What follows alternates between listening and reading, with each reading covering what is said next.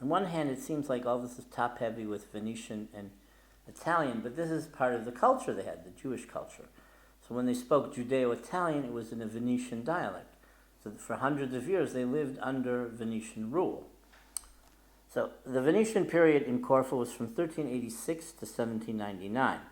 When Corfu surrendered to Venice in 1386, the deputation of 6 persons sent to arrange the terms included the Jew David Semo. A decree of 1387 reaffirmed the previous rights of Jews under Byzantine rule, but in 1406 they were forbidden to acquire land and were ordered to wear a distinguished badge. In 1408 they were forbidden to own land worth 2,000 ducats, later increased to over 4,000 ducats. The Venetian authorities frequently imposed heavy taxes on the Jewish community in order to finance the wars against the Turks. On the other hand, the Jews sometimes gave voluntary contributions and assisted in the fortification of the walls. The Jews lived at first in 2 streets between the Old Town and the fortress. When this area was included in the new fortifications, they were scattered for a while throughout the city, but in 1622 they were confined to a ghetto. Despite these restrictions, the Venetian authorities were more liberal toward the Jews of Corfu than they were toward the Jews of Venice itself.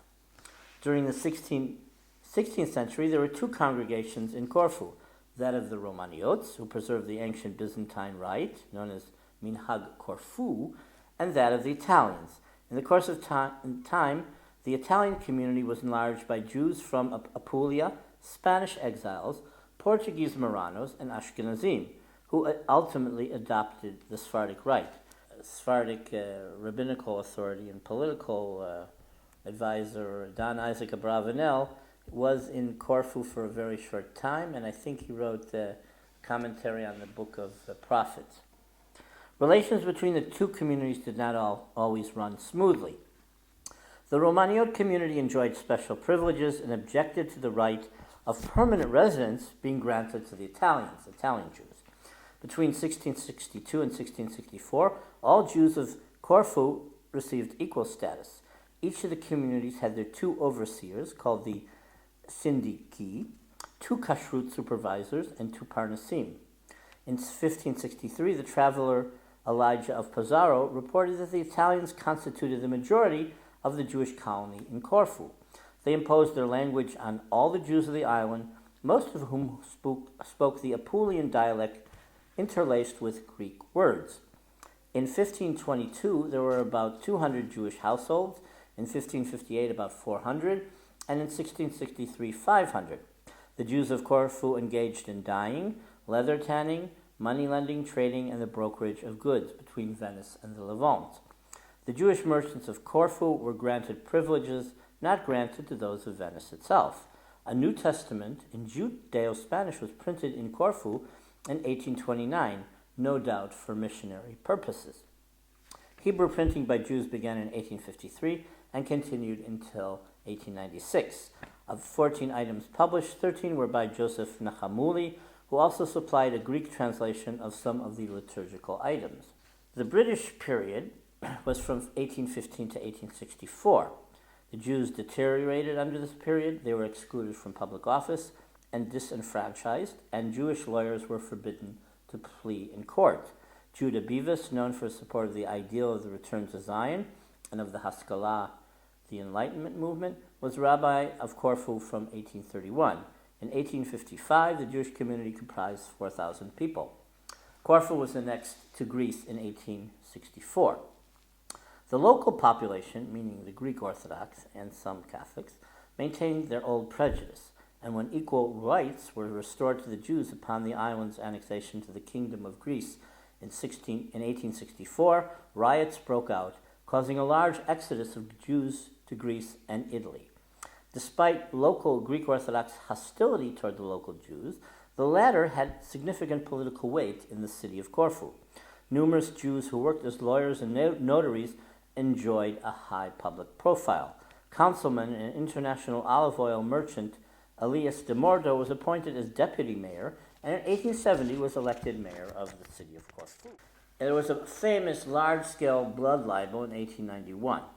In 1891, when the Jewish population of 5,000 still lived in their own quarter, a blood libel caused a storm on the island and throughout Greece, brought on a large-scale migration to Trieste and Alexandria, Egypt.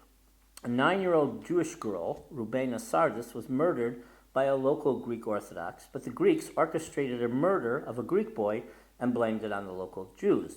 The ensuing riots lasted 3 weeks and some 22 Jews died. The Jews were also surrounded and locked in the ghetto.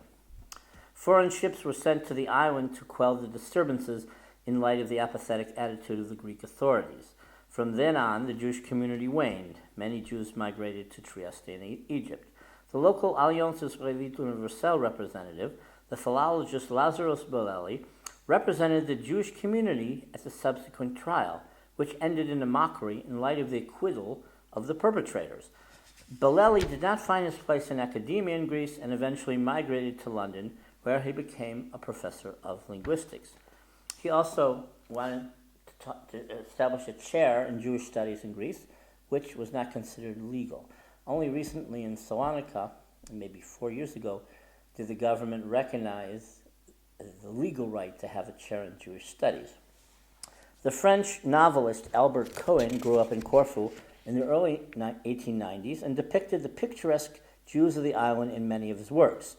In 1897, the journalist and community leader Moïse Kaimis started the Zionist organization Mevaser Tzion, and from 1899 to 1901 edited the Zionist organ Israelite Chronographos. Under the influence of the Russian Hebrew teacher Bezalel Davidson, who passed through the island in 1906, the Zionist Society Meketz Nirdamim was formed.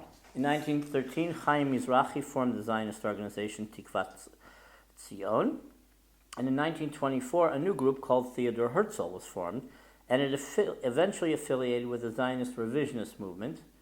In World War I, the community suffered another blood libel with rioting mobs, but there were no casualties, and the authorities assisted in the quelling of the disturbances. In 1923, about 3,000 Jews lived on the island, most of them small tradesmen who struggled to earn a living. There were 4 synagogues in the town of Corfu, all following the Sephardi rite: the Greek synagogue, the Apulian Spanish, and Apulian Minyan.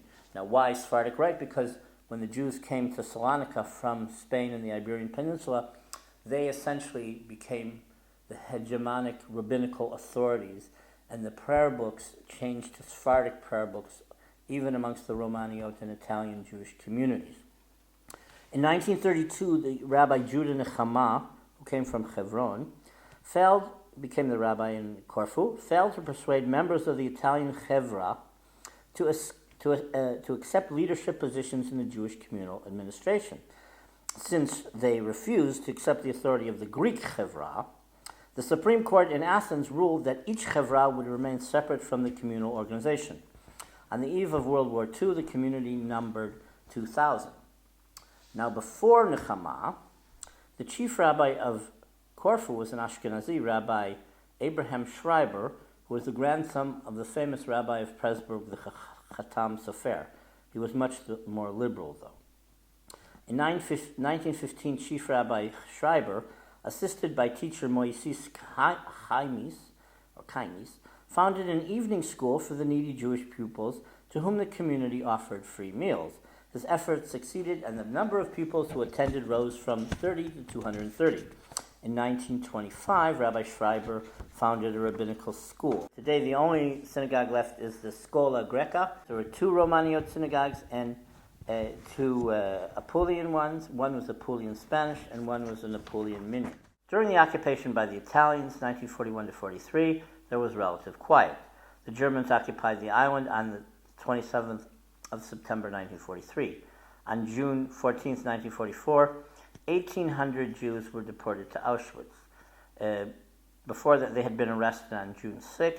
They were imprisoned in the fortress, and then they were sent to the Haidari camp in Athens and then deported. On June 10, 1944, 4 days after the bombing of Normandy, with the end of the war in sight, the Jews of Corfu were rounded up to be deported off the island. First, they were imprisoned in the old Venetian fort in dank or dark, cramped quarters. When they were sent off the island in small boats, the final destination being Auschwitz-Birkenau.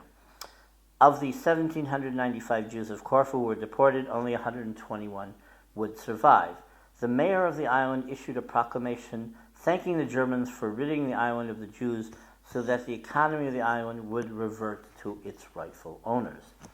All that remains of the vital Jewish presence in Corfu is a small and highly assimilated community, numbering about 80 Jews. Now it's less even. Most survivors of the Holocaust and the La Scuola Greca synagogue, built in the 18th century and is still standing in what was once the Jewish ghetto.